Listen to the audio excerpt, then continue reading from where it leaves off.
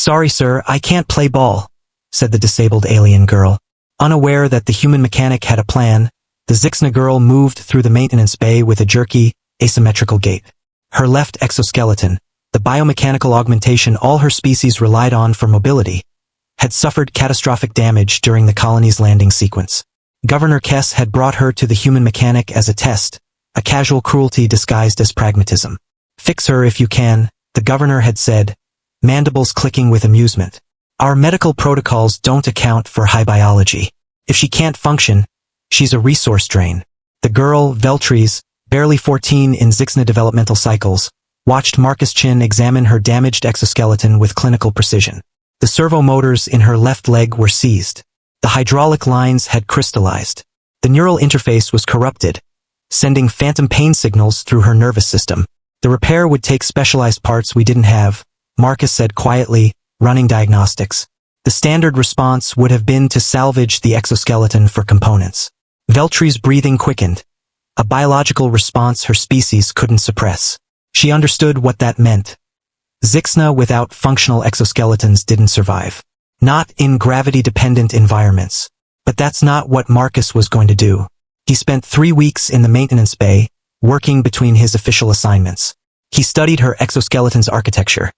Silicon-based alloys, microhydraulics, neural-responsive servos designed for a physiology completely alien to human engineering. He consulted every technical database the colony possessed, cross-referencing human prosthetic technology, mechanical augmentation systems, and adaptive engineering principles. Most of it wouldn't work. The servo motor response times were incompatible. The hydraulic pressures would damage human components. The neural interface spoke a biological language that human technology had never evolved to understand. So Marcus started building a hybrid. He salvaged a damaged atmospheric processor from the landing bay, a machine designed to filter Kepler 442b's methane-rich air. Its servos were slower than Zyx exoskeleton components but more robust. He rewired the hydraulic system using human pressure regulators and valve mechanisms, creating a buffer between her physiology and the machinery. He jury-rigged a neural interface translator, a biomputational bridge that converted her neural signals into commands the hybrid system could execute. It was crude, inefficient, beautiful in its desperation. "Try it," he said, helping her stand. Veltris moved forward. The leg responded, but differently, slower, more deliberate, requiring conscious thought where her natural exoskeleton would have been intuitive. Each step was an act of concentration, but it was movement, function, life. "It's not perfect," Marcus said.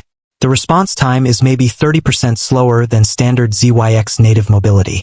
You'll tire faster, but you can move, you can work, you can participate." "Governor Kess said I couldn't play ball anymore," Veltris said quietly. "It was a game, a sport without the exoskeleton." "Can you stand?" Marcus interrupted. "Yes." "Can you move?" "Yes."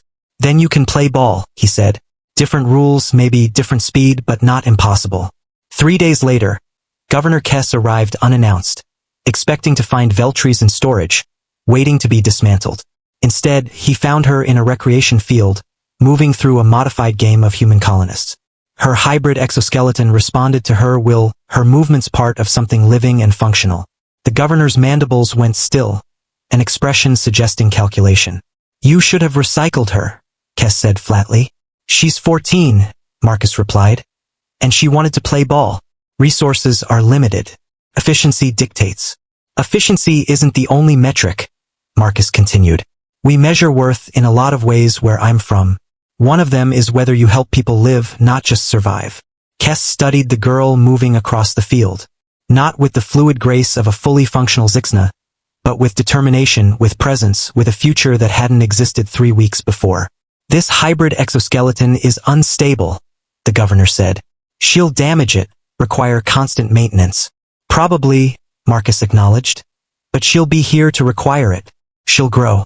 Maybe in a few years someone invents something better. Someone sees what she can do and builds on it. That's how progress works." Kess left without another word. That night, Veltris found Marcus in the maintenance bay, removing the exoskeleton carefully. "Thank you," she said, a Zyxna phrase roughly translating to "you chose to see what I could become." Marcus nodded, examining the worn joints, already planning the next round of modifications.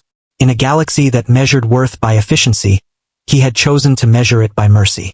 Please follow my channel for more videos. One click from you can change my life.